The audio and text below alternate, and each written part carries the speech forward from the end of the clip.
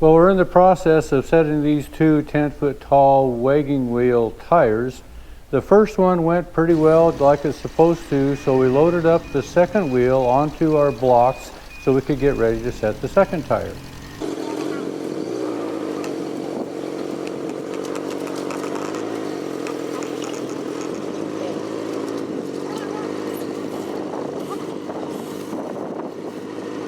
Well, as I was placing the firewood around the tires the first time, I was explaining how much wood it takes to make sure that these tires get hot. But you cannot set cold tires. It's better to have tires that are too hot and deal with that, because you cannot set a cold tire. Well, when we pulled this tire out of the fire, I noticed right off that we had these dark spots. Dark spots are an indication of not being hot enough. So right off the bat, I was a little apprehensive.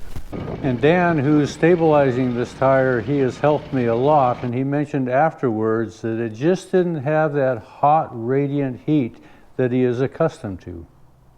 But oftentimes as the fire burns down and those coals gather around that first tire, the first tire has good heat to it, so I went ahead and proceeded with setting the tire.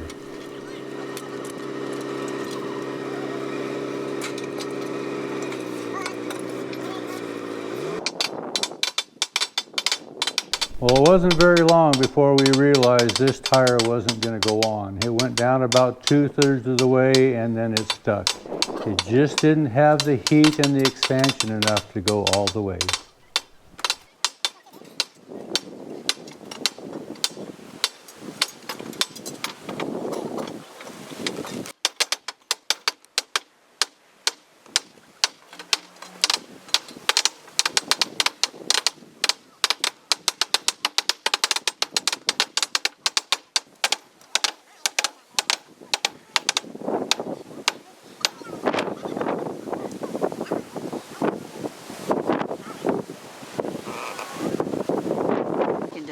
Push it, and then there it does count down. Yeah. No.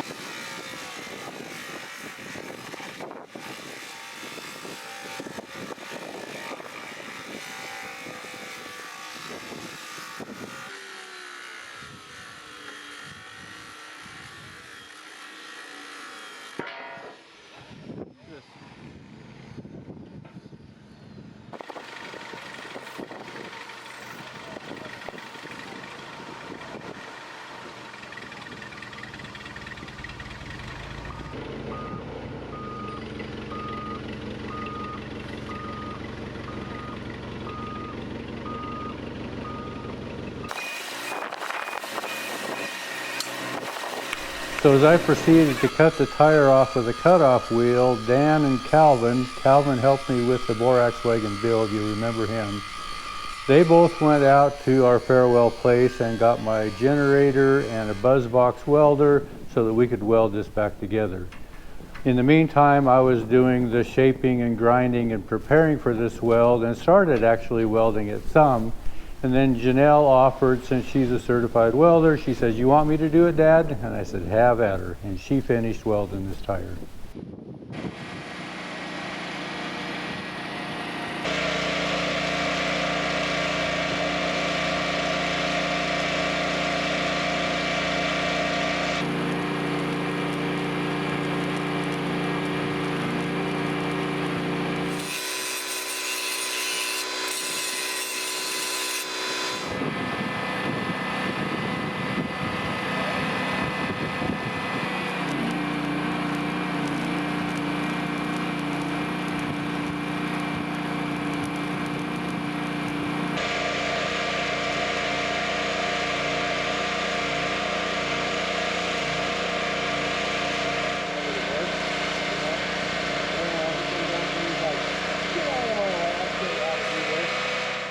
So after we had it fixed, we put it back where the fire was before, and I realized then part of the problem in the first tire was the ground was cold, and that was sucking the heat out of the fire and out of the tire. Well, now the ground is hot, so we rebuilt the fire and set this again. and all indications looked like it was going to go well.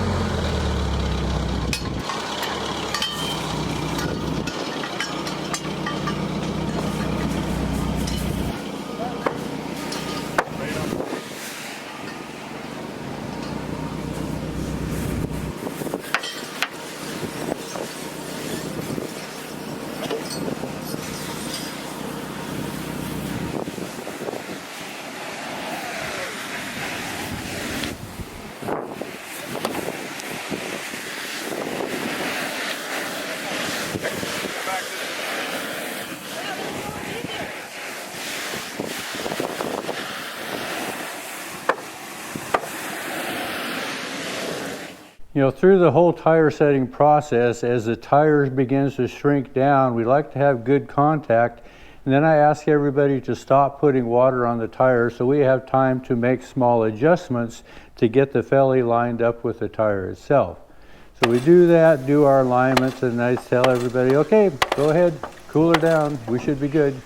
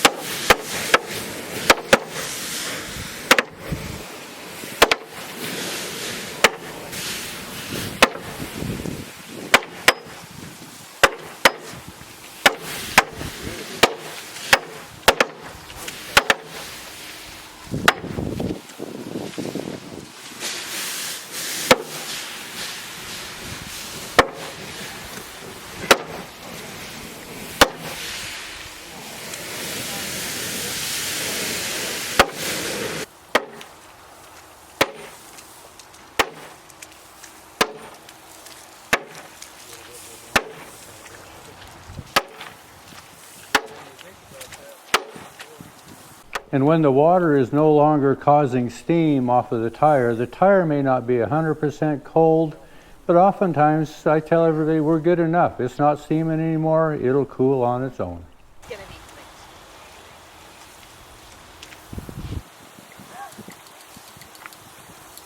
Did we get here in time to miss it? We got here just in time. Hi,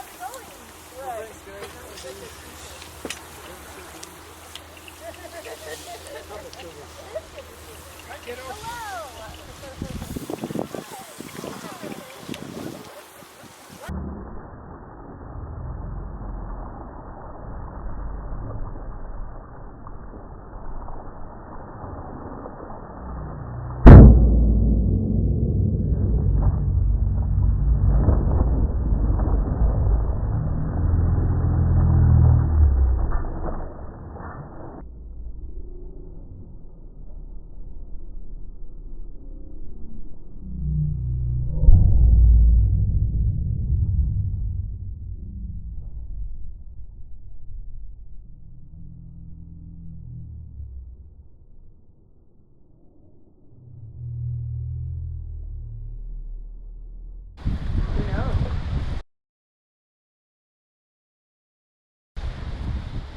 Well, when that tire broke, there's so much tension in that it sprang back, as you could see, and it ended up landing on Micah's toe. Micah is a Baptist pastor here in town, and he helps me a lot when we're setting tires. We're good friends. It didn't break his toe or his foot. It didn't cut it. It just put some bruises on his toes. But he is always up and game to come and help. And when we got this tire fixed, he was right back in there helping again.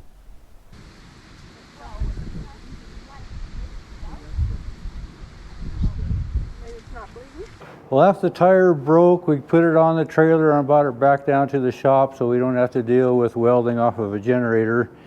And we looked a little closer to this weld, and it's not on either of the welds that either I did initially or Janelle did the second time, but we have a really poor weld, and we're going to show you just what it was and why it broke. So you can see this is the inside of the old weld, and the only place that there was existing contact is right in through here, maybe a little here, but all this is old broken weld that has not had contact for a lot of years.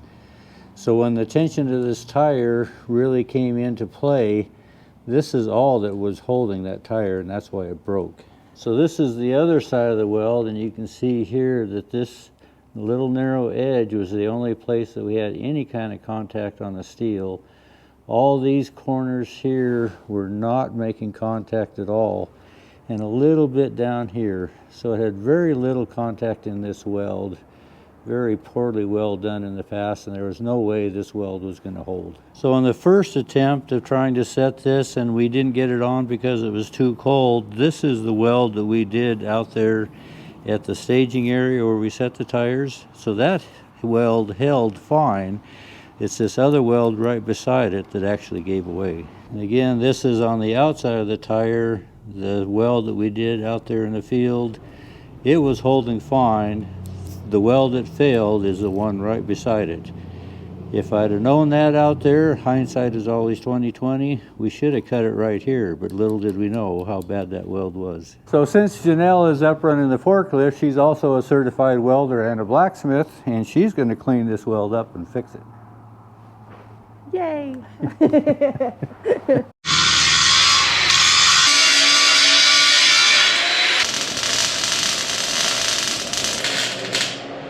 So we've got this re-welded, so we should be good there. And we found another one here. So you can see kind of a hairline crack here as well. I'm not sure that's going to be strong enough, but we're so spooked now, we're going to grind that out and weld that.